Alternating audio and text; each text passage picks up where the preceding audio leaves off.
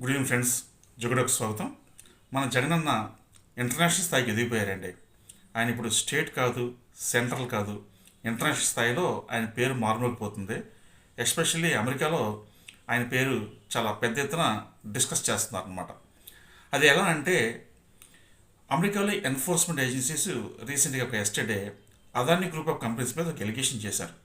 అదేంటంటే, వాళ్ళ కాంట్రాక్ట్స్ పొందడం కోసం చాలామంది పొలిటీషియన్స్కి వాళ్ళు అమౌంట్ బ్రైబ్ చేశారు అని. ఈ క్రమంలోనే వాళ్ళ అదాని గ్రూప్ ఆఫ్ కంపెనీస్ నుంచి ఎలక్ట్రిసిటీ కొనడానికి, అంటే కరెంటు కొనడానికి అప్పుడు ఆంధ్రప్రదేశ్ ముఖ్యమంత్రి జగన్మోహన్ రెడ్డి గారికి నియర్లీ 1750 crores, అంటే 1750 కోట్లు బ్రైబ్ ఇచ్చారనేది వాళ్ళ ఆరోపణ. మనం అర్థం చేసుకోవాల్సింది ఏంటంటే, అమెరికాలో చట్టాలు చాలా కఠినంగా ఉంటాయండి. వితౌట్ ఎనీ బేస్ వాళ్ళు ఎప్పుడూ ఏం మాట్లాడరు. దీన్ని బట్టి మనం అర్థం చేసుకోవాల్సింది ఏంటంటే, మన జగనన్న చాలా ఇంటర్నేషనల్ స్థాయికి ఎదిగిపోయారండి. మనంతా గర్వపడాలి. Thank you.